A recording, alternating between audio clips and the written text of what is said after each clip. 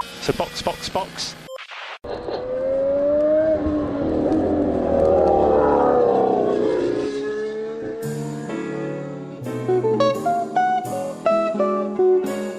Olá, sejam bem-vindos a mais um episódio do Box Box Box, o original. Eu sou Juliana Miyahara e hoje tem novidade no programa. A gente vai ter a primeira entrevista do Box Box Box e eu tô muito feliz porque eu sempre quis entrevistar alguém. E para essa estreia eu queria que fosse alguém muito especial. Chavequei essa pessoa por meses na internet e finalmente deu certo. Ela tá aqui. Ela é engenheira, blogueira e fundadora do Girls Like Racing. Oi, Erika Prado, seja bem-vinda! Olá, Ju, obrigada pelo convite. Tô muito feliz de estar participando do Box Box Box pela segunda vez. Eu participei de uma live com vocês sobre os carros e a primeira corrida da Fórmula 1 desse ano. Mas estou muito feliz de ser a primeira entrevistada por você. Gosto muito de participar de podcasts e estou muito feliz com essa oportunidade. Eu que tô feliz! A gente se conhece pelo Twitter, né? E você tinha realmente participado de um episódio em que eu não participei, mas essa entrevista era uma vontade que eu tinha já fazia muito tempo, por conta de tudo que você faz e fez, e acho que tem muito assunto aí pra gente papear. Então, obrigada por ter aceitado o convite. E vamos lá para algumas perguntas. Primeiro eu queria saber por que engenheira blogueira, né? Eu acho que eu sei aí, mas eu queria que você explicasse para as pessoas. Bom, eu sou engenheira mecânica por formação, trabalho no automobilismo desde 2019, mas antes de eu trabalhar como engenheira de competição no automobilismo, eu produzia conteúdo na internet. Eu era blogueira, né? Blogueira não. Blogueira a gente fala meio brincando, né? Mas eu escrevia pro Boletim no Paddock e eu tinha um podcast. Eu fui a segunda mulher podcaster do Brasil a falar de automobilismo. E, nossa, falando assim, parece que foi em 1900 e Guaraná com rolha, né? Mas não. Isso aconteceu em 2016. Foi quando eu comecei a falar sobre automobilismo em podcast. Na época, acho que não existia nem 10% da quantidade de podcasts que existe hoje em dia sobre o assunto. E mulheres falando sobre automobilismo em podcasts, a gente tinha a Bárbara Franzin do Café com Velocidade e eu. Eu comecei no podcast Fim do Grid, depois fundei o Dupla Aerodinâmica e por causa do meu trabalho no automobilismo nacional, eu acabei tendo que parar o Dupla Aerodinâmica porque sempre as corridas da Fórmula 1 batem com etapas de Stock Car e outras categorias e acabou que eu tive que parar de assistir as corridas ao vivo e de gravar, consequentemente, no mesmo final de semana. E aí, o Blogueira veio por essa questão. Eu gosto de produzir conteúdo e é também uma provocação, né? Porque, inclusive, aconteceu isso esse ano. Chegou um menino pra mim, numa categoria nova que eu tô fazendo. Mas e aí, é engenheiro ou é blogueira? Eu falei, é os dois. 80% engenheira, 20% blogueira. E aí, todo mundo começou a dar risada, né? Porque tem poucas mulheres como engenheiras no automobilismo. E eu, assim, ainda é um grande objetivo meu, mas, infelizmente, com a minha carga de trabalho, eu não tenho tanto tempo assim, de produzir conteúdo mesmo técnico sobre automobilismo e uma coisa mais focada no automobilismo nacional, em vivência, não tanto em porque usaram a mola tal, no carro tal, entendeu?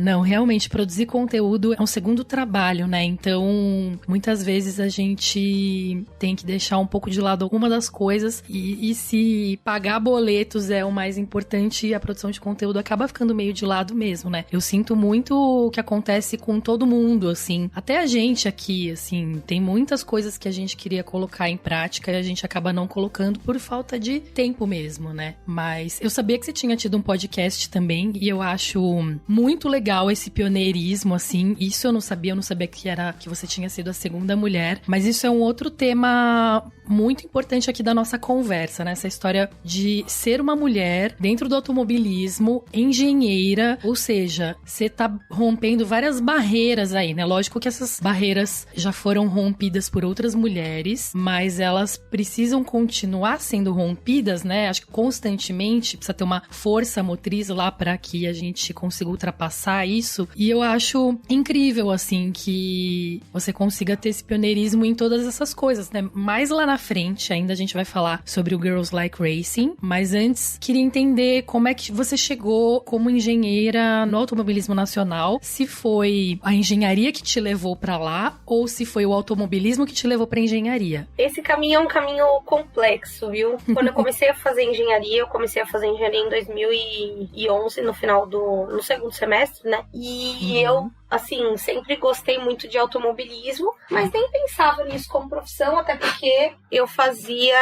engenharia de produção, né? Eu comecei em engenharia de produção.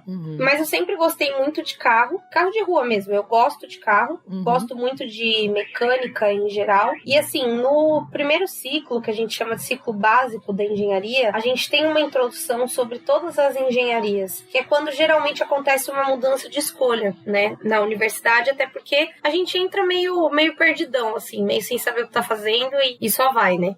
Eu sou muito contra essa coisa de escolher a carreira no ensino médio. Cara, a gente é adolescente, a gente não tem como saber o que quer fazer pro resto da vida, né? Total. E aí, em 2012, eu sempre gostei muito de Fórmula Indy, porque eu era uma grande espectadora da Bandeirantes e do SBT, onde passava a Fórmula Indy. Quando era kart ainda, a Indy passava no SBT, depois foi pra Bandeirantes, como Indy já. E aí a Indy veio pro Brasil, e eu não era muito ligada à Fórmula 1. E aí, a Indy que eu fui foi em 2012. Eu ganhei o ingresso, né, de um ex-namorado meu. Na época... Ele sabia que eu gostava e me levou. E, cara, isso foi o meu despertar para querer ser engenheira de competição, para trabalhar com motorsport. Só que, assim, eu achei incrível, queria muito, vi vários pilotos, porque na Indy, naquele ano, a gente tinha a Simona de Silvestro, a gente tinha a Danica Patrick, a gente tinha a Catherine Led, a gente tinha a Bia Figueiredo, né? E foi a época que a Maria de Villota ainda tava pilotando, ela tava fazendo teste, foi uma época, assim, que apareceu muita mulher no automobilismo, né? Uma onda, assim,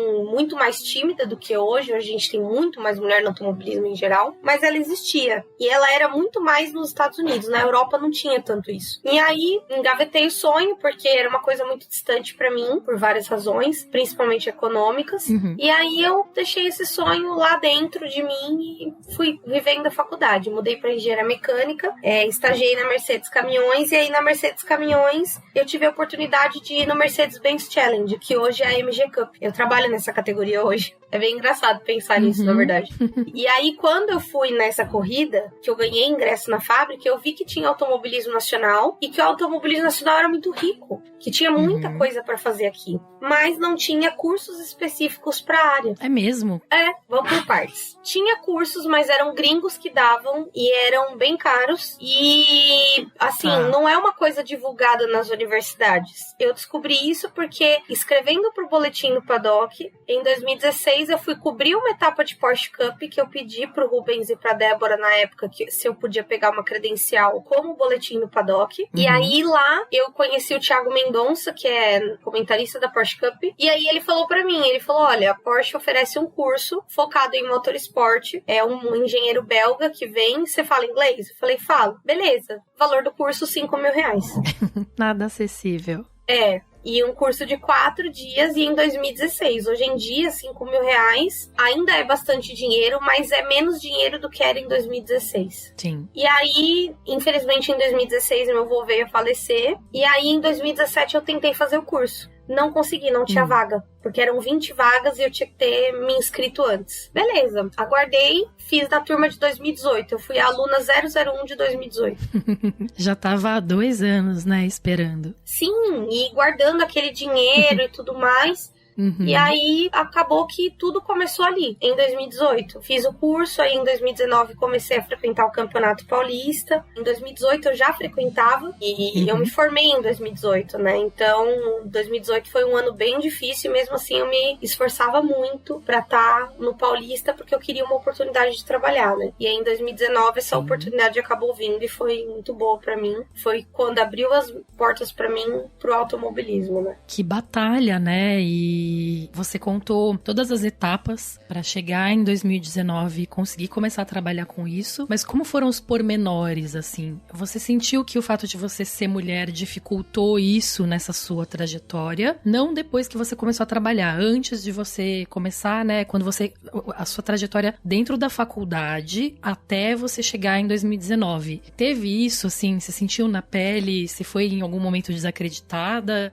Ou você teve incentivos ativos, assim, por parte de homens ou outras mulheres? Como é que foi isso? Existiu e ainda existe, né? Porque, assim, antes de 2018 tinha, assim, era ridículo os comentários que faziam nos podcasts que eu fazia. E, assim, em 2018, quando eu comecei a frequentar o Paulista, o Campeonato Paulista, ele é um automobilismo mais raiz, né? É gente mais velha, é a maior parte daqueles homens mega conservadores. E aí, uma das coisas que mais me marcou foi, numa época dessa do ano, mais ou menos em maio, chove muito em Interlagos. É frio, é uma garoa estranha, e enfim, é um interclima só de lá. E aí eu lembro que eu tava numa corrida dessas, e eu tava com uma blusa da Lotus que eu tenho, que eu pouco uso porque ela é muito quente, e eu tava com essa blusa e tava lá, e aí uma das pessoas que tava na equipe lá falou assim, o senhor, né, ele falou assim, nossa, você é muito bonita pra estar aqui, o que você tá fazendo aqui? Vai arrumar um trabalho num escritório de engenharia, vai fazer alguma coisa legal, por que você tá aqui, né? E aí, no dia eu fiquei meio assim, aí eu respondi pra ele, falei, eu tô aqui porque eu gosto, tô aqui porque eu quero, é meu sonho trabalhar com isso. Poxa, mas é Campeonato Paulista e tal. Falei assim, eu tenho que começar de algum lugar. É impossível começar da Stock Car, que é o mais alto nível do automobilismo brasileiro. E aí, no dia ele ficou meio assim comigo, mas foi isso, sabe? Até hoje existem muitos obstáculos por ser mulher, muito descrédito, já perdi muita oportunidade por caras que claramente não têm a mesma competência que eu, e não tô falando isso com ego nenhum, tá? Eu tô falando isso porque quando você tem uma pessoa com 5 anos de experiência em alguma coisa e uma pessoa com 1 ano, é impossível que essa pessoa em 1 ano tenha vivido mais que você em 5. Impossível. Com certeza. Sabe? Tipo assim, é humanamente não factível. Você pode conhecer muito da técnica. E eu acho que a técnica, ela é equivalente, mas a experiência, ela é relevante e muito necessária, né? Então, foi bem difícil esse começo. E assim, um dos motivos pelos quais eu criei o Girls Like Racing, já puxando essa pauta, vem muito dessa dificuldade, desse descrédito, dessa sensação de tipo, de ali não é um ambiente para mulher. E não é um ambiente para mulher como profissional, não é um ambiente para mulher como piloto, e não é um ambiente para mulher como fã, né? A gente é constantemente detonada na internet como fã de automobilismo, porque elas só gostam de automobilismo porque o cara é bonito.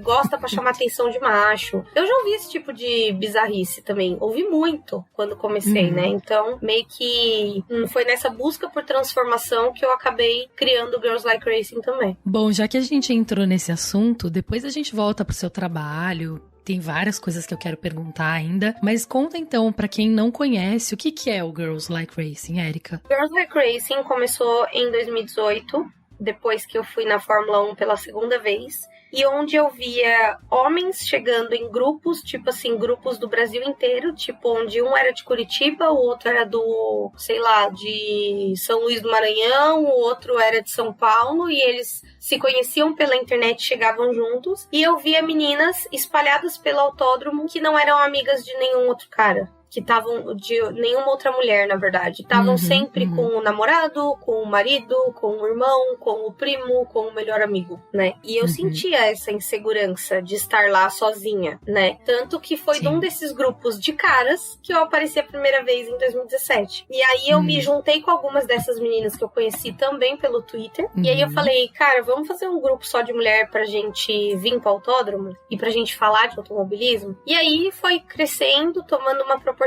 muito maior do que eu imaginava e do que eu esperava. E hoje o Girls Like Racing é uma comunidade para mulheres no automobilismo, tanto para aproximar as fãs do esporte, quanto para abrir canais profissionais para quem deseja atuar nessa área, né? É tudo, sabe? É uma comunidade mesmo pra gente se unir. É maravilhoso, porque hoje, né, depois que pessoas como você, surgiram vários outros grupos também, comunidades de mulheres que se juntam e se apoiam e fazem amizade mesmo, assim, viram amizades de verdade. Foi um caminho trilhado aí a duras penas, mas então hoje, quando a gente vai pra Interlagos para assistir o GP da Fórmula 1, por exemplo, é um ambiente muito menos hostil do que era até um tempo atrás e até pouco tempo atrás. Ainda tem casos de assédio, ainda tem muitos problemas, mas a gente consegue ver uma diferença, assim. E eu acho que é graças também a esses movimentos, sabe? Porque é através desses movimentos que as pessoas se sentem mais fortalecidas para irem lá reivindicar os seus direitos, seja com as organizações, seja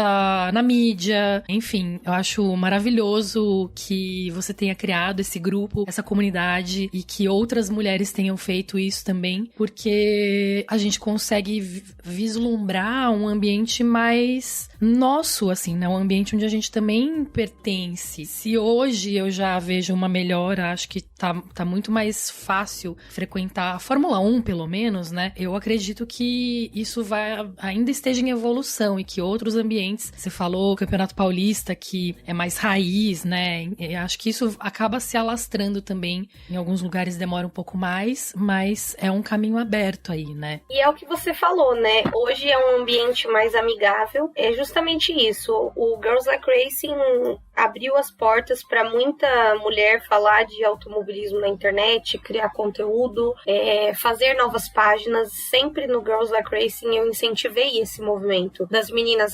Quer fazer um podcast, quer produzir conteúdo? Faz mesmo, produz mesmo. Aí faz um grupo, faz um canal. Uma coisa que eu não permito no Girls Like Racing é que sejam divulgados outros grupos lá dentro. Mas por uma única razão. Porque num passado distante a gente tinha um problema com panelinha dentro de panelinha. E o Girls Like Racing, ele não é uma panelinha, ele é pra todas. Ele é pra aquela menina que já tem as amigas dela, pessoais. Inclusive eu já tenho as minhas amigas mais próximas e pessoais, que eu consegui através do GLR no automobilismo, né? E eu tenho um grupo só com elas, onde a gente fala de vida, de carreira, de relacionamento, de qualquer outra coisa aí, de corrida. E eu tenho o Girls Like Racing, onde eu falo de corrida e eu conheço todo dia uma menina nova, né? Então hoje o Girls Like Racing é um grupo de 670 meninas, né? É impossível que a gente seja próxima de 670 pessoas, embora a gente é uma comunidade bem grande, né? Mas tem meninas que se juntaram de forma regional. Por exemplo, eu sei que tem meninas que se conheceram no GLR que são de Recife, por exemplo, e de Brasília. Em Brasília a gente elas têm um grupo só das brasilienses que assistem corrida junto, saem junto e tal. E a mesma coisa aconteceu com as meninas de Recife, tem umas meninas que são do Rio. Então, assim, é muito válido, assim, essa coisa das meninas se juntarem, né? E o GLR sempre incentivou muito isso. Então, é o que você disse, a gente tem essa percepção de desenvolvimento de comunidade e eu fico sempre muito feliz quando sei que isso foi efetivo, né? Sim, que legal essa coisa de criar grupos menores regionais, né? É demais, assim, isso não aconteceria de outra forma na internet. Eu sei que você até tem um apelido de mãe, né? De mother, justamente por ser essa pessoa que acho que as meninas acabam vendo, as meninas e as mulheres lá dentro acabam vendo como mentora, talvez, né? Eu tenho essa palavra na cabeça, mentora. Você acha que você recebeu esse título por quê, exatamente? Bom, o Mother começou em 2019, né? Eu nunca vou esquecer disso.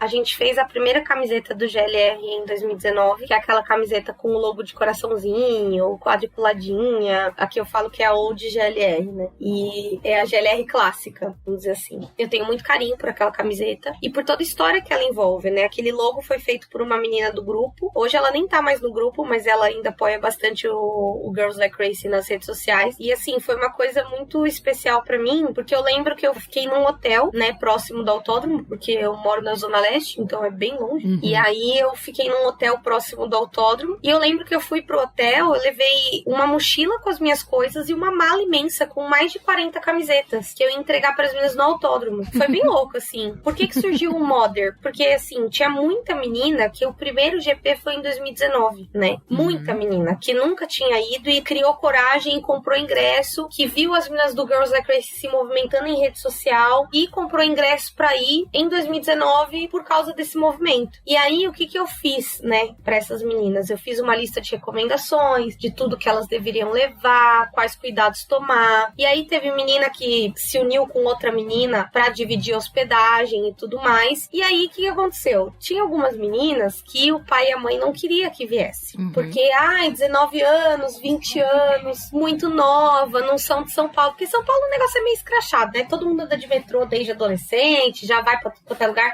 Mas do interior de São Paulo e de outros estados, não é assim, né? E, pô, minha filha fazer uma viagem pra um lugar que ela não conhece, um evento de automobilismo que é cheio de homem, tipo, qual a chance, né? Eu, como mãe, talvez, se não fosse eu mesma, talvez eu não deixaria também. E aí eu lembro que rolou um negócio do tipo, ai, fala pro seu pai pra tua mãe me ligar. E aí, meu, naquele ano, várias mães me ligaram, ai, Érica, não sei o quê, como que é, como que funciona, quem eu já conheço a menina que vai ficar na mesma hospedagem que ela, ai, ela vai ficar na casa da tia, ai, como que é pra pegar no metrô, e não sei o que, nananã. Então, assim, por isso que eu ganhei esse apelido de Mother, porque as meninas viam em mim uma segunda mãe.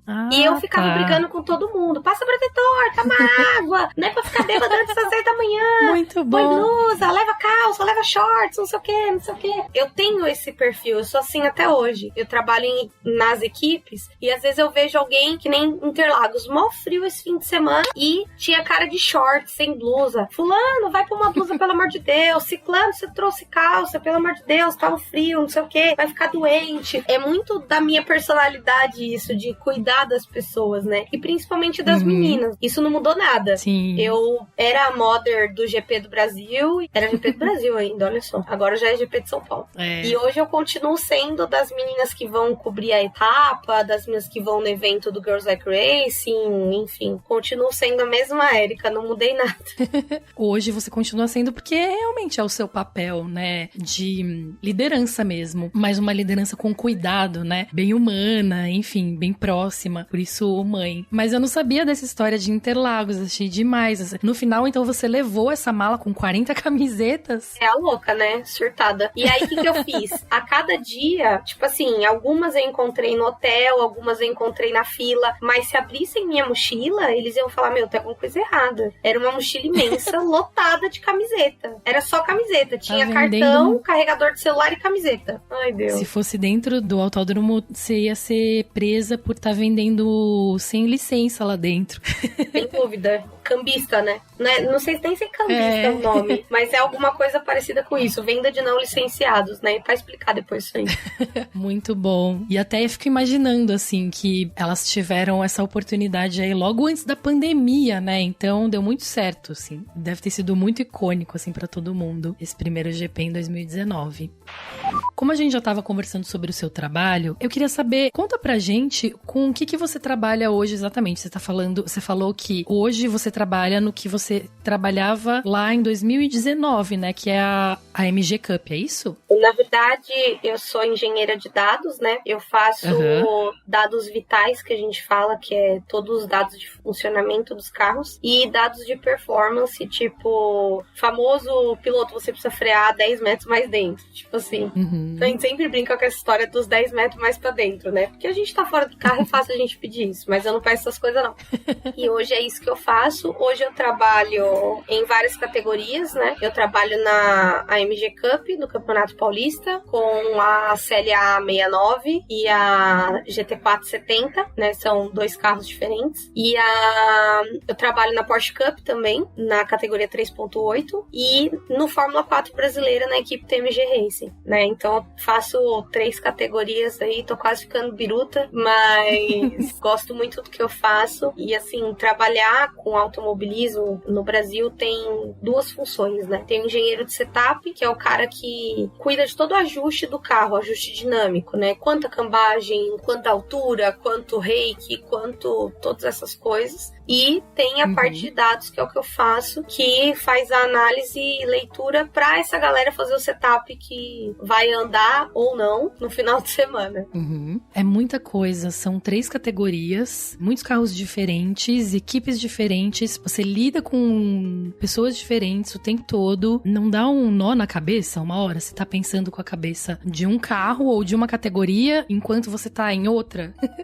Eu queria saber como é, eu não consigo nem imaginar. Você sabe sabe que não me dá essa sensação, mas assim, é um cansaço, tá? Porque assim, os calendários são todos meio que entrelaçados, né? Por exemplo, eu saí de uma etapa de Fórmula 4 no domingo, tanto que ontem eu tava assim, imprestável, virei um vegetal em casa, tava fazendo parte da mobília, porque era só isso que eu conseguia fazer. E aí, quinta-feira eu já tô no autódromo de novo, em Interlagos, pra fazer Porsche Cup. Agora vão vir meses mais tranquilos, mas, março e abril foi insano. Era todo final de semana uma corrida. Então, assim, é muito cansativo, mas também é muito bom. Eu amo o que eu faço, eu tô sempre animada, tô sempre brincando, sempre me divertindo com essa rotina. E é o que você falou, muitas pessoas, né? Pessoas diferentes, de vários lugares. É muito gostoso. Então, eu acho que eu tô entendendo que você tem esse perfil de trabalho, né? Você prefere esse trabalho, mesmo que ele tenha um lado cansaço e tudo mais, mas tem essa coisa dinâmica também, de não estar sempre fazendo a mesma coisa, de não estar sempre no mesmo lugar. Você não se veria, então, trabalhando sentada na frente de um computador numa mesa das 9 às 6 todos os dias, por exemplo. Já trabalhei muito assim, né? Eu tenho, como a gente viu no Big Brother esses tempos, eu tenho 10 anos de azulzinha assinada aí, né, pra trás.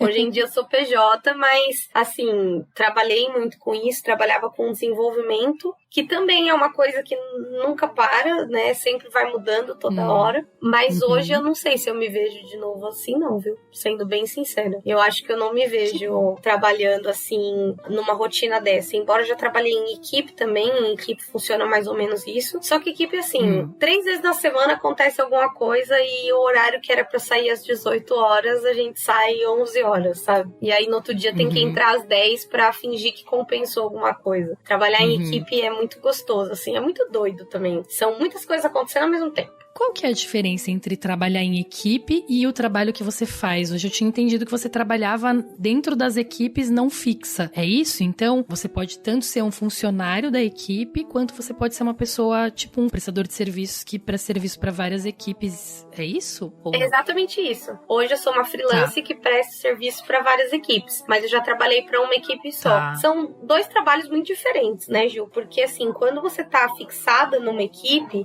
você tá vivendo todos os dramas daquela equipe, né? Todos os dramas, eu digo, os bons, os ruins, é o dia a dia. Sim. E tudo, em corrida, tudo acontece muito rápido, porque se você for ver, de uma corrida na outra, tem menos de um mês, sempre. É muito difícil ter um intervalo maior que 20 dias de uma corrida para outra em qualquer categoria no Brasil. E aí, então, é uma rotina intensa, porque é aquela coisa. Descarrega a carreta, arruma o carro, alinha tudo de novo, volta pra carreta, viaja, volta de viagem, descarrega a carreta, arruma o carro, faz tudo, sabe? É um negócio muito cíclico, assim. E é muito bom, né? Eu gostei muito dessa experiência, mas eu acho que em nível de aprendizagem, o que eu tô vivendo hoje, de prestar serviço para várias equipes e várias categorias diferentes, é uma aprendizagem muito maior. Eu dei um step técnico bem grande esse ano. É, realmente, né?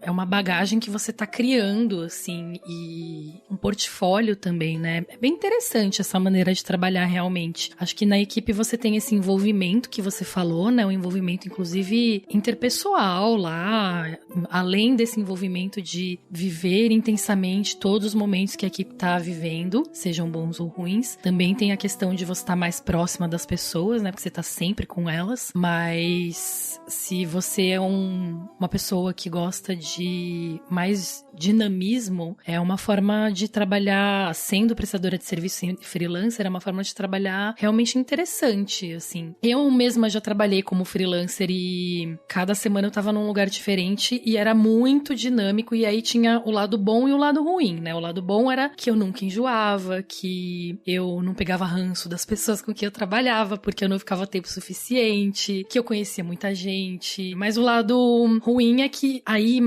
tem a ver com o meu perfil. Eu sou uma pessoa que gosta de um pouco mais de rotina, assim, de saber alguns horários, saber alguns lugares, saber mais ou menos o que vai ser o meu dia seguinte, porque eu sou uma pessoa muito ansiosa, assim, então acabei escolhendo um tipo de trabalho que eu conseguisse programar um pouco mais. E aí queria saber de você, o que você mais ama no seu trabalho hoje e o que você não gosta no seu trabalho, assim, que você gostaria de mudar ou que não tem como mudar e o jeito é lidar mesmo. Ai, que eu amo é ganhar, né? Ganhar é bom demais. Eu falo sempre isso pra todo mundo. Eu acordo pra ir pra etapa, pra ir pra oficina, pra onde for, pra ganhar. O importante é competir. Não, o importante não é competir, o importante é ganhar. Perder ensina, perder é bom, forja caráter. Mas ganhar é ganhar. Ponto. Sempre será. E o que eu menos gosto, cara, a pior sensação que existe nesse esporte é quando o carro dá um problema e você sente que você poderia ter evitado. Óbvio, é muito difícil você evitar um carro quebrar. Muito difícil. Porque, assim, você tem que adivinhar quando uma peça vai dar pau, quando vai dar uma fadiga. E por mais que a gente tenha milhares de procedimentos, de qualidade, de dados e etc., a gente tem que aceitar que merda acontece. Mas é uma bosta quando acontece com a gente, sabe? Tipo assim,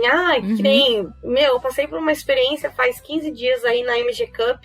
Última volta, a gente largou lá, sabe Deus de onde, tava terminando em P8, sabe? Na hora de inverter o grid, a gente ia largar da pole na corrida 2. O ABS do carro quebrou, o ABS falhou, na verdade, na freada do lago, e o carro estampou o muro. Estampou. Acabou com o carro. E, na última volta. Sabe o que é isso? Na última volta. Nossa, que dor. Desesperador. Eu fico pensando como espectador, assim, porque é muito doloroso quando um carro abandona ou bate desse jeito, mesmo quando você não tá torcendo para aquele piloto, para aquela equipe, assim. Tem situações que são extremamente dolorosas, que você fala, não acredito, assim. Ou eu odeio também abandono no comecinho da corrida, na primeira volta, assim. Eu acho horrível. Sim, você trabalhou o mês inteiro e aí acaba tudo em uma volta. Nossa, que agonia. É horrível. Então, eu só consigo imaginar que pra vocês é muito pior, assim. Nossa, dá uma raiva, Ju. Assim, se o carro quebra, a gente fica triste. Porque a gente se culpa. Porque não é culpa sua, você não podia prever isso. Não importa, eu vou me sentir culpada do mesmo jeito. Eu já até acostumei com essa sensação. Eu e a culpa, a gente conversa constantemente. Mas pra mim, o pior, tem uma situação que deixa a gente com raiva. Que é quando o piloto bate na primeira volta. Isso é a morte pra gente. Meu Deus do céu. Porque aí você foi, você trabalhou, aí você andou bem o final de semana, se esforçou pra caramba, chega na primeira volta, o cidadão vai lá, curva 2, pá, quebra tudo, acaba com tudo. Aí você fala, meu Deus, pra que eu fiz isso? Sabe o que é pior? A gente supera essa raiva, essa emoção, chega lá, 20 dias depois, a gente tá lá de novo. Tipo, se colocando naquela situação de talvez viver a mesma coisa de novo. É muito absurdo, sério, é muito absurdo. Esporte a motor é uma coisa muito louca, assim. Quem não acompanha nada, nenhuma categoria, não faz ideia de como as coisas funcionam, não sabe o quão complexo é e o quão loucura é mesmo. É uma loucura que, assim, você precisa ser muito apaixonado pra se envolver com isso. Ou como espectador, ou como piloto, ou como alguém que trabalha nisso. Aí incluo até jornalistas que não param em casa, que viajam o ano inteiro acompanhando uma categoria como a Fórmula 1, por exemplo. É uma loucura por uma paixão muito inexplicável, assim, né? Sem dúvida. Eu fico sempre pensando, e é uma coisa que eu brigo muito sobre automobilismo. Na verdade, são duas coisas, né? Primeiro, eu sinto saudade de quando eu era só fã. De verdade. Era tão frustrante quanto, porque esporte, é o que eu falo, esporte é entretenimento, a gente nunca pode esquecer disso. Mas o entretenimento que o esporte proporciona, ele é sim emocional. É que nem você torcer por um time de futebol, você torcer por uma Copa do Mundo, na seleção e tal.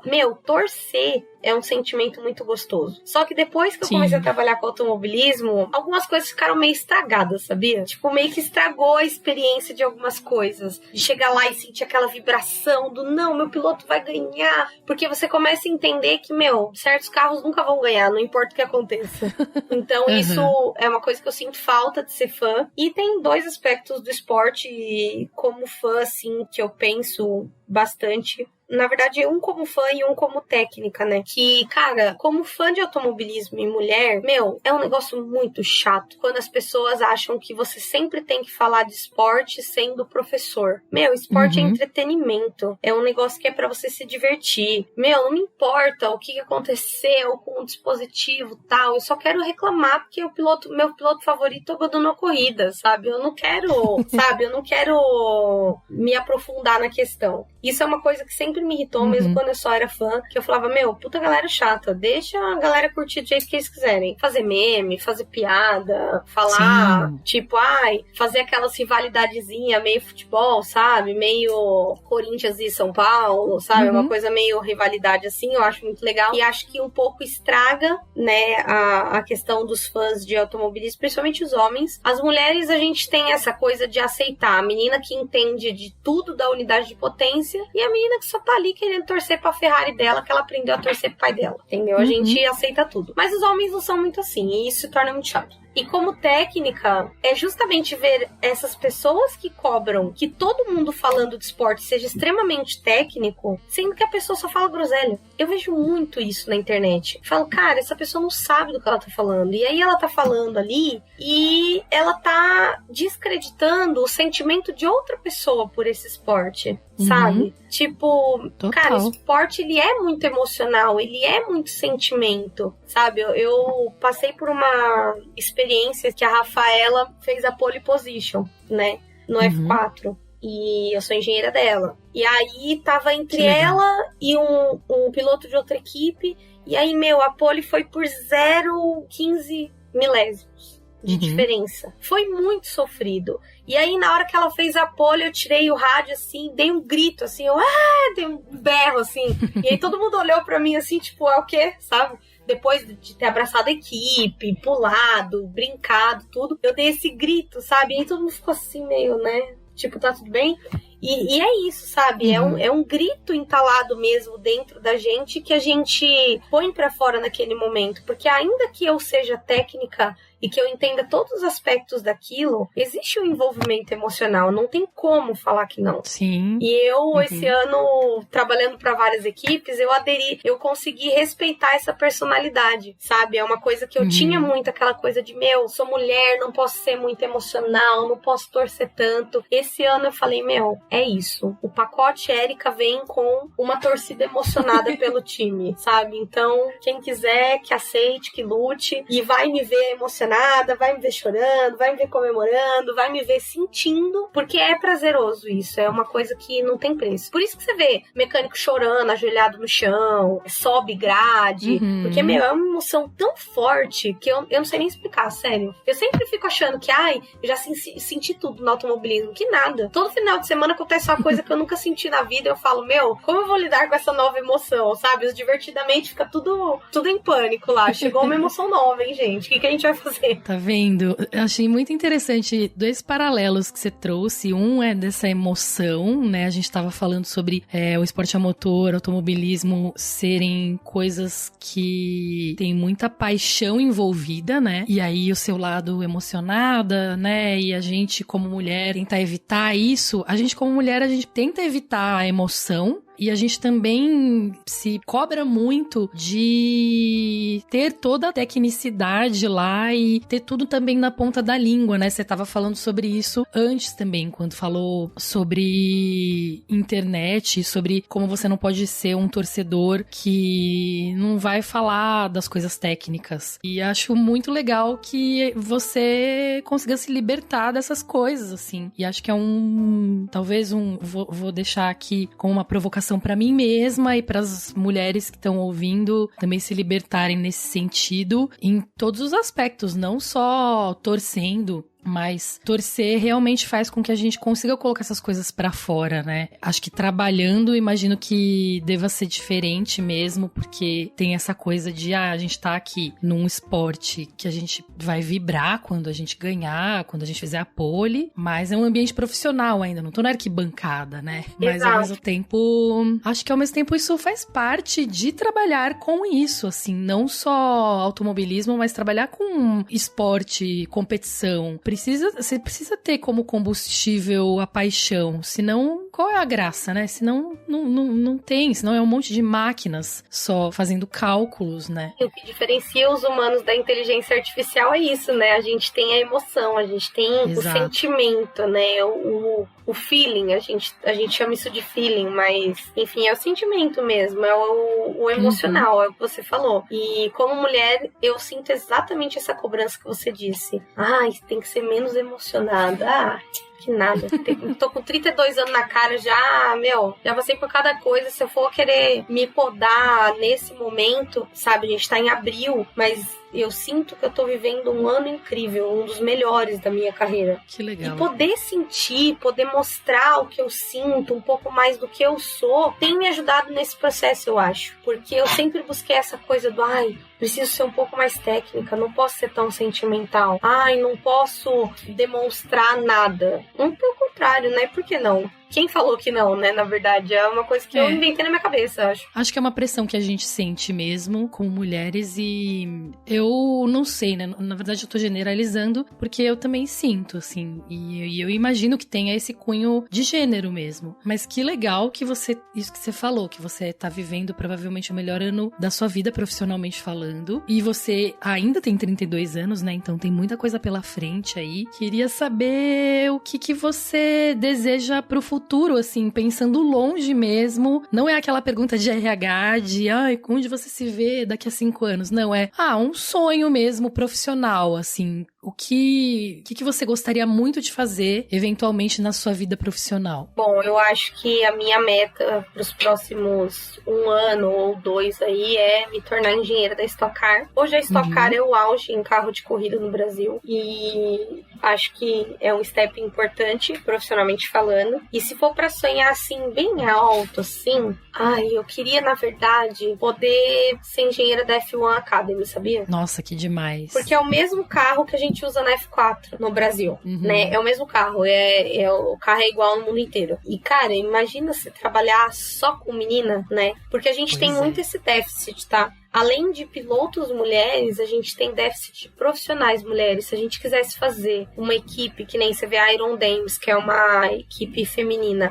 A Iron Dames não tem um staff só de mulheres. Tem uma engenheira lá, né, na WC, na WEC, mas não tem um staff 100% feminino, porque é muito difícil arrumar profissionais nesse meio. Então, eu ficaria muito feliz se eu conseguisse trabalhar no exterior em equipes femininas, sabe? Tipo uma Iron Dames, uma F1 Academy. Por que não ser engenheira da Red Bull um dia, né? Mas acho que deve ser menos legal. Deve ser uma pressão muito absurda, né? Assim, inimaginável. Não, e automobilismo é pressão, tá, gente? Eu falo dessas coisas, mas assim, muito dessas emoções entranhadas e não sei o quê. Cara, trabalhar com um piloto adolescente, com família, com equipe, nossa, cara, é muita pressão. Porque o carro do meu filho não tá igual o carro de fulano de tal. Porque aí, precisa fazer ponto pro campeonato. Aí acontece um acidente, quebra o carro. Então, assim, é pressão 100% do tempo. E eu, inclusive, nessa jornada de pressão, eu já descobri que eu trabalho sob pressão porque eu sou TDAH. Então, é por isso que eu consigo trabalhar sob pressão, porque é a única condição que o TDAH trabalha. Caramba! É bizarro. Olha só. E eu descobri com 30 anos, 31, na verdade. Descobri trabalhando em carro de corrida. Que o menino chegou pra mim e falou, você já percebeu que você começa 10 atividades e aí você chega no final do dia voltando e terminando elas? Eu falei, não. Aí ele falou assim, cara, presta atenção. E aí eu comecei a prestar atenção em várias coisas. E aí eu descobri, eu sou muito ansiosa também. Quando se falou sobre ansiedade, eu lido com ansiedade desde que eu tinha 19 anos. Na verdade, desde sempre, né? Que com 19 anos eu tive consciência de que eu tinha um transtorno de ansiedade ali. Sim. Mas é isso. Lido com ansiedade desde sempre. E aí eu percebi que a ansiedade, no meu caso, era sintoma, não era o transtorno em si, né? E automobilismo também tem muito a ver com saúde mental, viu? Não pensem vocês que a gente não tem que cuidar da cabecinha, porque tem. O negócio é louco. Então, o trabalho te proporcionou várias coisas, inclusive te ajudou a fazer um diagnóstico, a receber um diagnóstico, né? E, inclusive, o seu trabalho é um trabalho onde as coisas se encaixam. Não que isso seja bom em alguma medida, mas não é um trabalho onde o TDAH te atrapalharia muito, você acha? Ou tem coisas no trabalho que você precisa arranjar formas diferentes de lidar? Como é que é? É a primeira vez que eu falo sobre isso, sabia? Foi muito difícil, assim, quando eu entendi o diagnóstico, porque daí você fica pensando em tudo que poderia ter sido, né? E assim, a análise de dados em geral, ela precisa de muito foco, né? Só que, assim, todo TDAH tem um negócio do hiperfoco. E aí, às vezes você vê que eu tô ali, não adianta falar comigo, pode cair alguma coisa em cima de mim, eu vou estar compenetrado no que eu tô fazendo e não vou perder o foco, né? E tem vezes que, assim, é difícil finalizar uma atividade, principalmente quando a gente recebe muito input de informação, né? A etapa tem isso. Horário, pneu, não sei o que, tá acontecendo muitas coisas ao mesmo tempo, então você recebe muitos inputs de informação, né? Então isso é bem tenso, assim. Mas quando eu descobri, entendi que isso não era uma coisa minha, que isso era uma forma de funcionamento do meu cérebro, eu falei, cara, se eu entendo como funciona, eu consigo otimizar isso pro bem. Não cheguei ainda no estágio onde eu gostaria sobre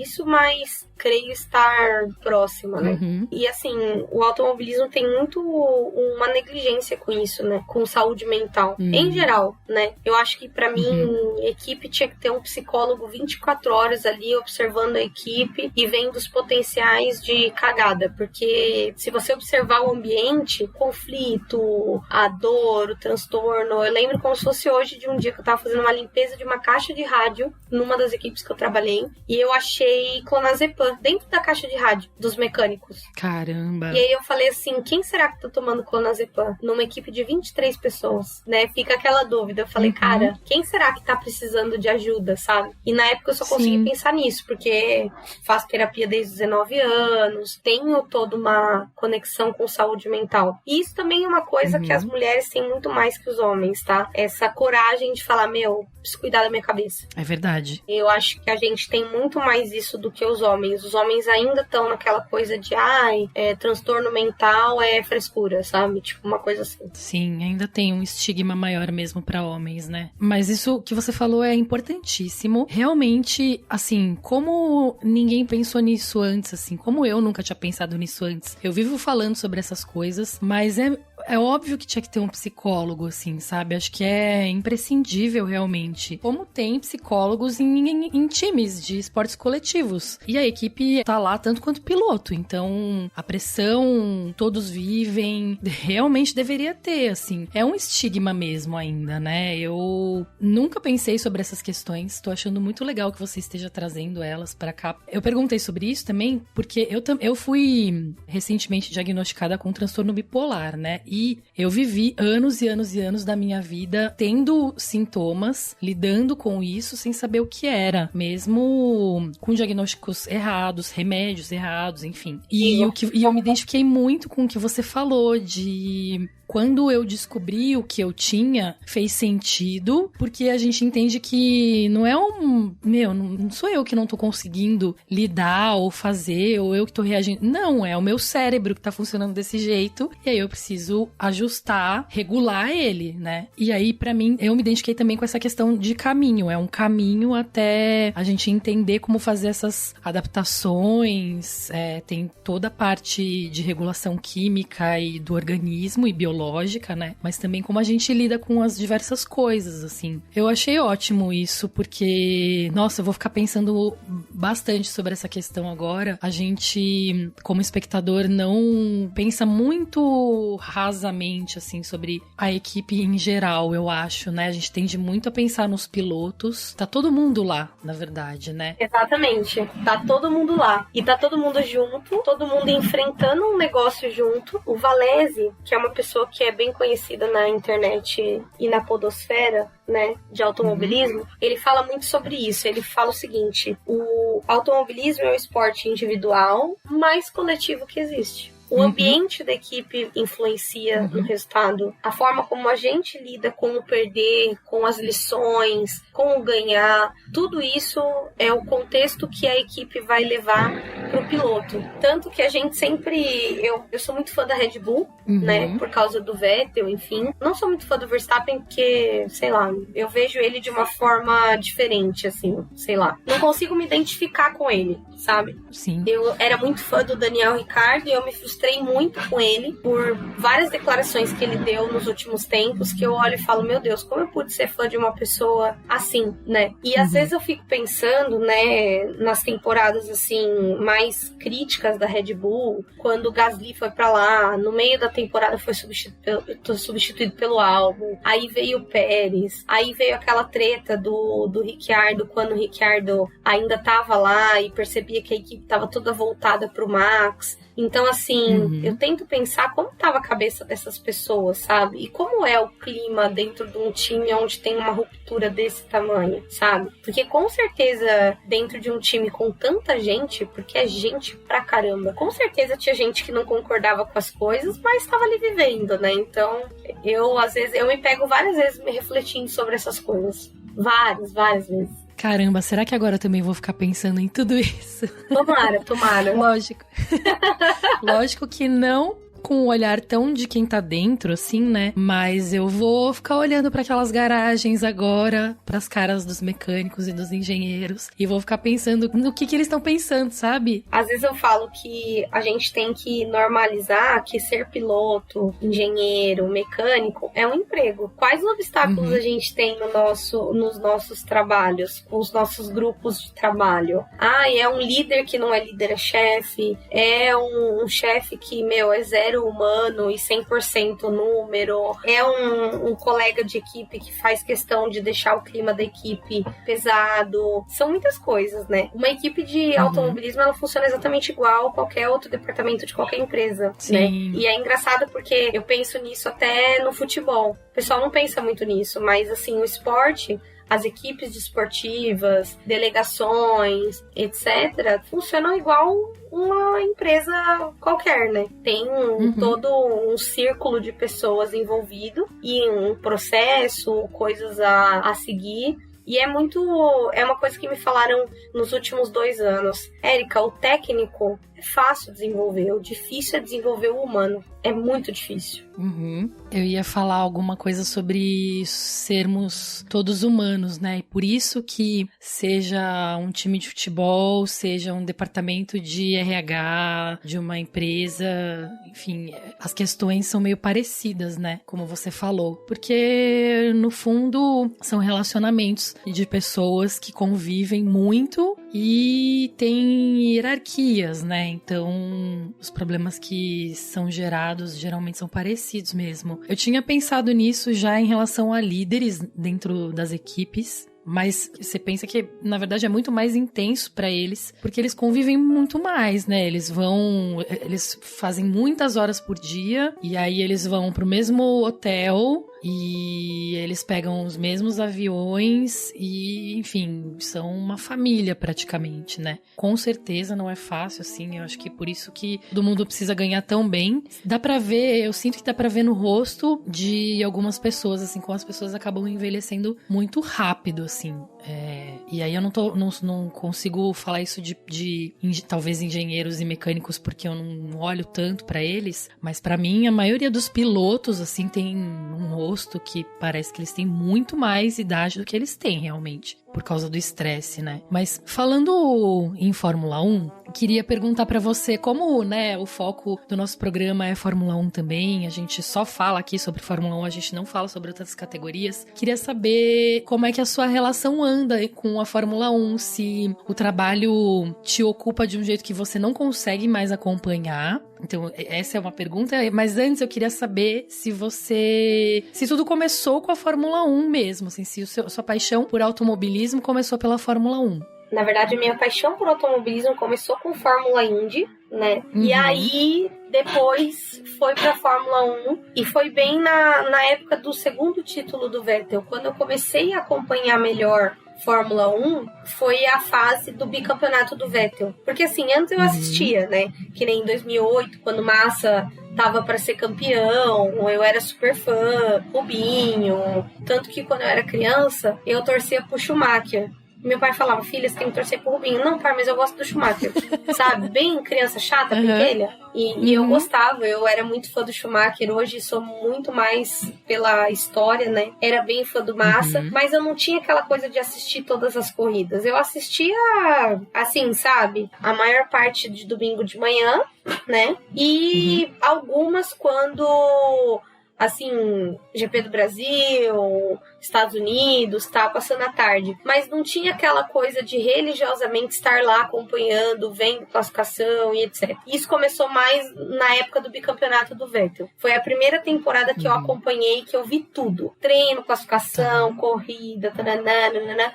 Foi aquela temporada de 2012. Então não foi muito por causa da Fórmula 1 que começou, não. E sobre acompanhar com o trabalho, veja bem, é difícil porque fizeram um calendário de 24 corridas, pelo amor de Deus, quem aguenta isso? Socorro, Jesus, né? Mas, assim, sempre que eu tô em casa, eu procuro assistir. E quando eu não consigo assistir a corrida, eu vejo os highlights, eu vejo o pessoal comentando.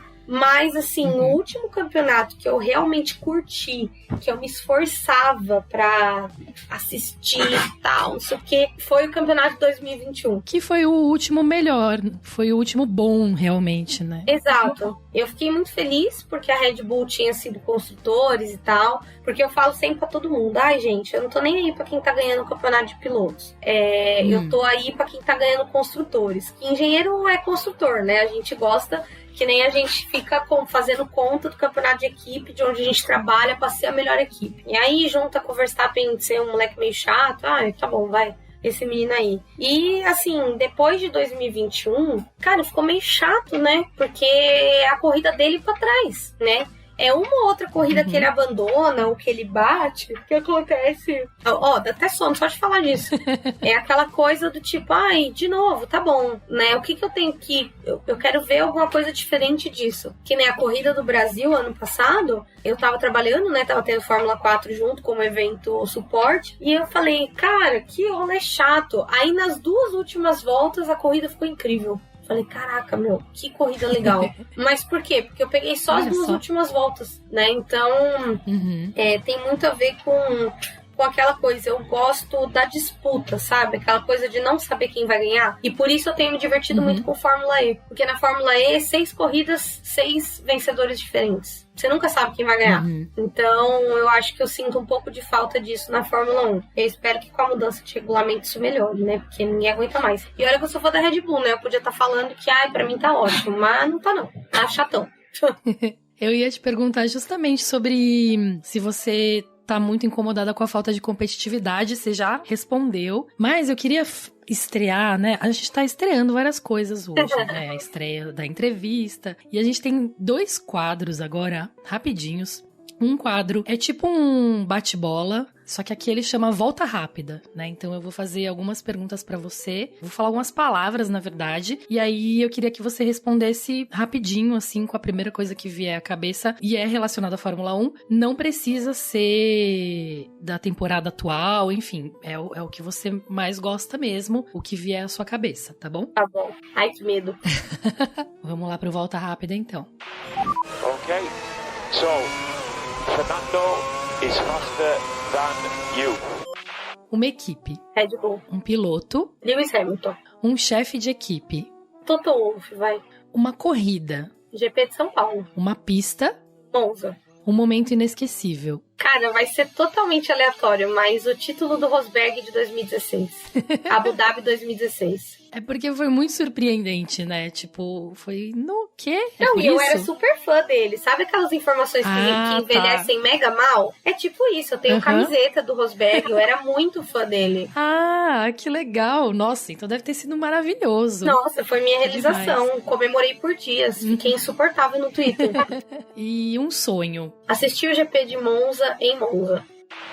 E agora a gente vai ter um quadro que se chama Mestre das Cadeiras. Ou seja, a gente vai passar pelas 10 equipes atuais e aí eu vou perguntar pra você se você acha que deveriam continuar esses pilotos ou quem deveria entrar no lugar deles, aproveitando que a gente tá vivendo a Silly Season já faz um tempão, graças ao anúncio antecipado do Lewis Hamilton na Ferrari, né? Acho que a gente já pode começar a estabelecer aí o que a gente acha que vai acontecer. Então, primeiro, começar tá na ordem aqui do campeonato, né? Da pontuação, da classificação do campeonato. Então, a primeira equipe é a Red Bull, Verstappen e Pérez. O que você acha que vai acontecer aí, Érica? Pro terror de Jos Verstappen, Verstappen fica. E eu acho que o Pérez fica. Tá se encaminhando pra isso. Se ele continuar como ele tá, realmente tem chances. Não, eu espero que sim, né? Porque qualquer piloto que sentar ali naquela cadeira é um coitado. É difícil aquela cadeira, né? É. Ferrari, Leclerc e Sainz. Bom, a gente já sabe, né? Vai ser Leclerc e Hamilton. Mas você acha que vai ser uma boa dupla? Não. Não acho.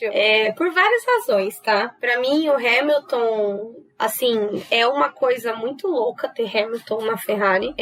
Eu odiava a Ferrari, tá? Eu comecei a gostar da Ferrari só quando o Vettel foi pra lá. E eu acho que, assim, nem nos meus maiores delírios eu imaginava o Hamilton na Ferrari. Sim. Mas eu espero que realize tudo que eu sonho pra ele na Ferrari, de transformação da equipe, sabe? Mas eu acho que o ambiente que já não é legal pro Leclerc vai ficar pior ainda. Sim, concordo. Concordo assim, eu também acho, né? Eu espero que não, mas eu acho que tem chance, sim. Mas o negócio ali já tá estranho, né? Vai ficar pior ainda, né? Então...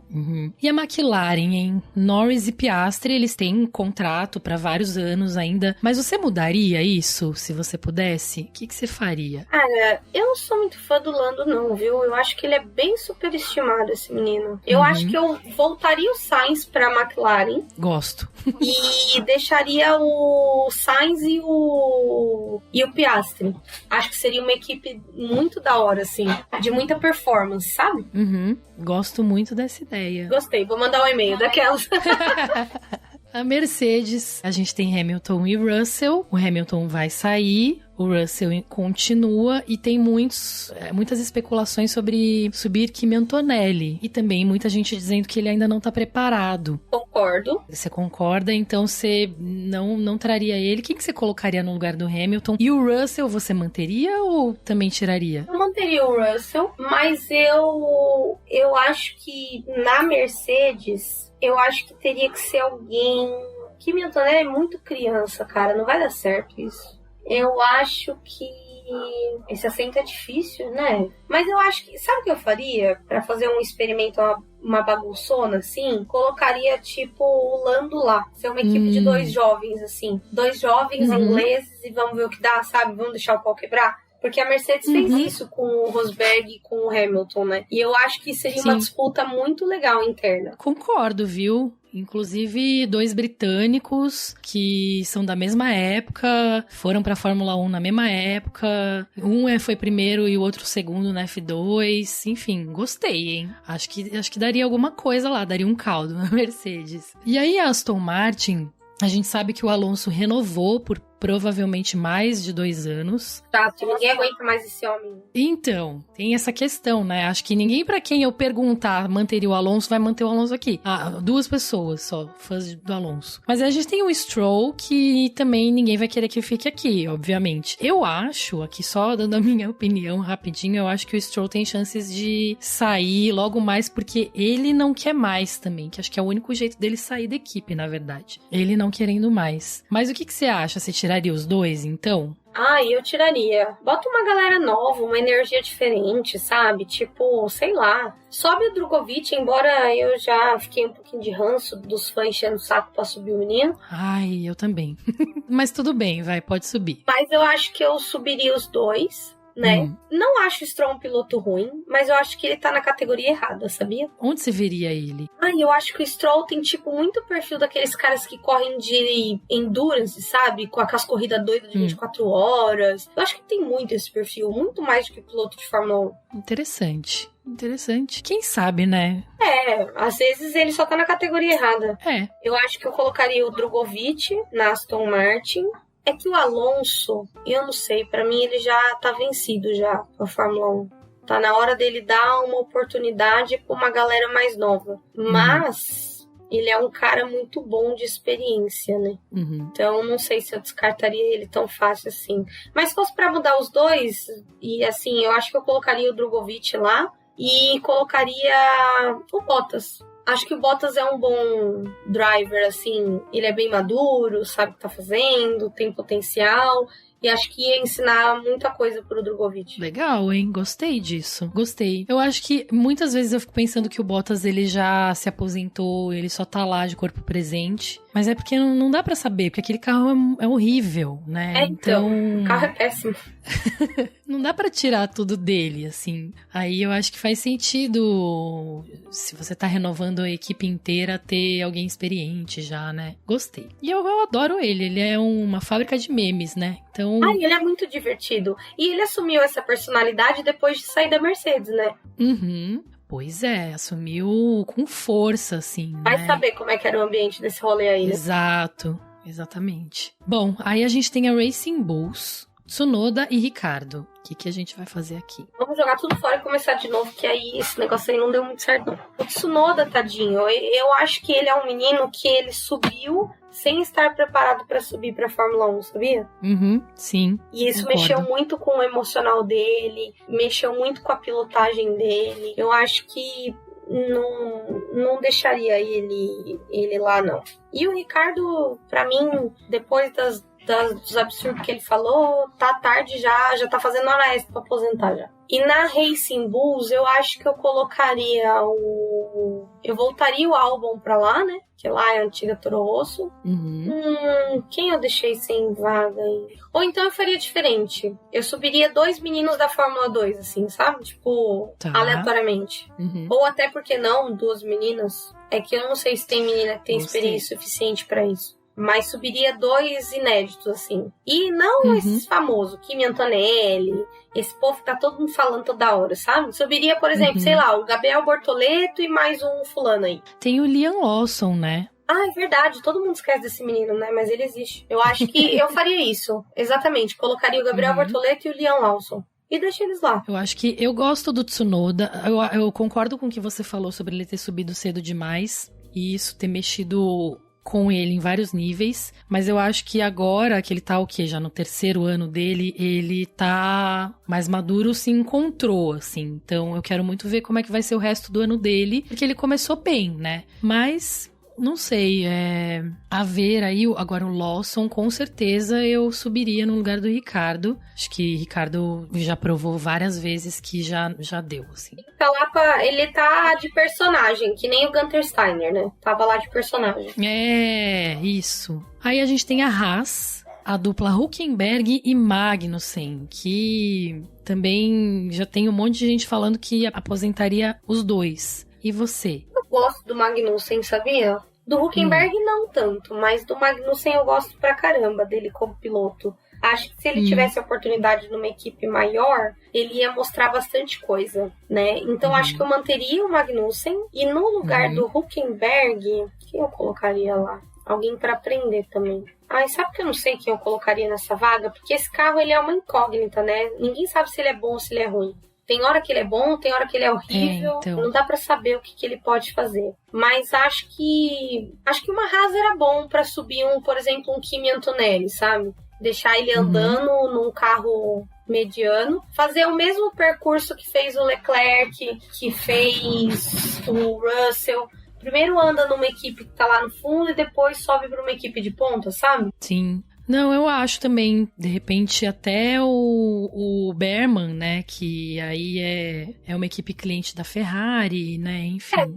Também. Mas eu não sei o que eu faria na Haas. Vou deixar para uma próxima oportunidade para falar sobre isso. E a Williams, a gente tem o Albon e o Sargent, que é outro que todo mundo aposenta também, né? Você acha o Sargent ruim também, Érica? Você tiraria ele? Você tiraria o Albon daí e colocaria numa equipe melhor?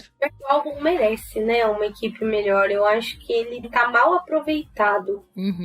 Mas eu acho que eu manteria o álbum, né? Porque a equipe já prefere ele, já tem uma coisa ali com ele. E é outra equipe também que eu daria uma oportunidade. Eu acho que eu colocaria a Jamie Chadwick pra pilotar. Que ela já é do programa deles, né? Acho que já pensou? Sim. Ela ia trazer um negócio muito legal.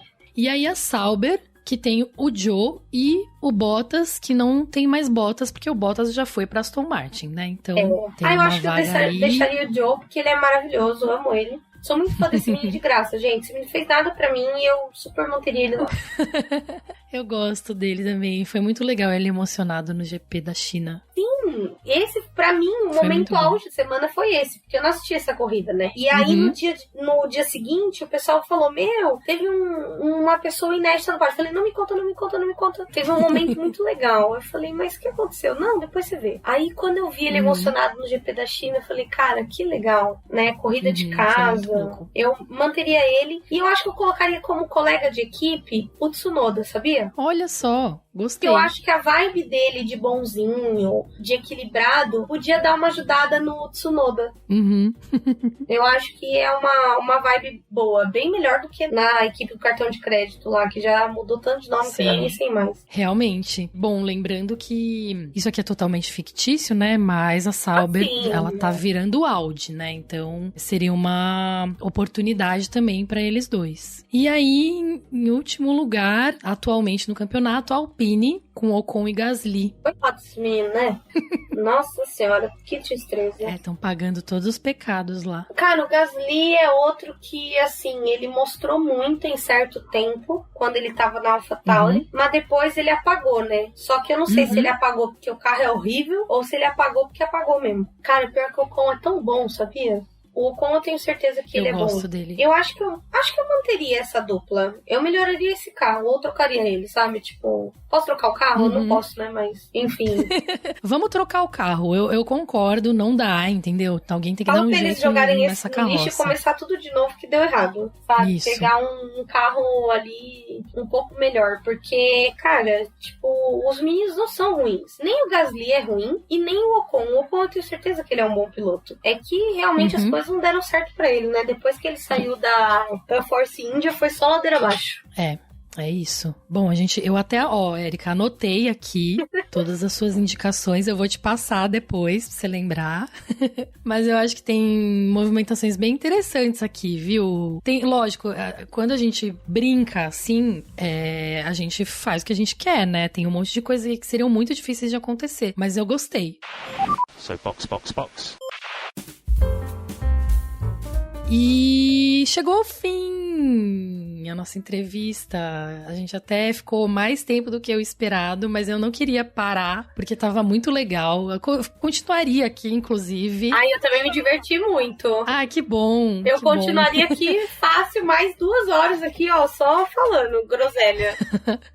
Eu também. Nossa, tem várias perguntas que eu meio que emendei em outras, assim, mas viraram outras perguntas que eu poderia perguntar também. Só que não dá pra ficar aqui 3 horas, infelizmente. Mas eu queria agradecer muito, muito você ter aceitado o convite. Foi muito legal pra nossa estreia ter você. Queria que você deixasse o seu recado final, o seu jabá, enfim. O espaço é seu. Primeiramente, obrigada mais uma vez pelo convite. Eu amo gravar podcast. Podcast é o conteúdo que eu mais gosto de participar. Então, obrigada pela oportunidade, Ju. E queria deixar aí pro pessoal, principalmente pras mulheres, mas os homens também, sigam o @GirlsLikeRacingBR, a página do Girls Like Racing. A gente tem trazido bastante conteúdo sobre automobilismo nacional e sobre mulheres no automobilismo, principalmente. E para quem tiver curiosidade de saber um pouco mais sobre o meu trabalho, sobre a minha rotina, @EngBlogueira, ENG de engenheira, né? EngBlogueira no Instagram, no Twitter, são todos o mesmo @. E é isso aí, Ju. Mais uma vez, obrigada pela oportunidade. E obrigada a todo mundo que teve paciência pra ouvir esse podcast gigantesco. Ah, mas com certeza, porque tava muito legal. Imagina, você sempre super bem-vinda. Com certeza você vai ser convidada outras vezes para participar de outros programas. E obrigada de novo. E vamos aos agradecimentos aos nossos apoiadores, que são as pessoas queridas que fazem esse programa acontecer. Um agradecimento de coração aos apoiadores Monza e Muito obrigada também a Leonardo Fernandes, Hugo Costermani, Leco Ferreira, Fernando Jambeiro, Rodolfo Tavares, Bruna Soares, Carol Polita, Jaime de Oliveira, Diogo Moreira, Ed Silva, Bruno Lopes e Jéssica de Araújo. E se você quiser ser um apoiador também, dê uma passada no nosso Twitter ou no nosso Instagram, veja lá o post fixado explicando como são as categorias, @castboxboxbox. Siga a gente também, que lá sempre tem conteúdo exclusivo, e quem tem conteúdo exclusivo também é quem é apoiador. Cada categoria tem os seus próprios benefícios, mas entre eles tem o nosso grupo do WhatsApp, que é super divertido, e lá sempre tem informações de primeira mão, gráficos exclusivos, enfim, muita coisa. A gente também tá no YouTube, @boxboxboxpodcast, e a gente tá em diversos agregadores de podcasts. Onde quer que você esteja ouvindo, avalie a gente com a nota máxima pra gente alcançar mais pessoas, mais fãs de Fórmula 1 e fazer essa comunidade mais forte. E se você quiser contribuir com o Pix, a nossa chave é o nosso e-mail, podcastboxboxbox@gmail.com. Valeu, galera, que acompanhou. Um beijo pra vocês. Box.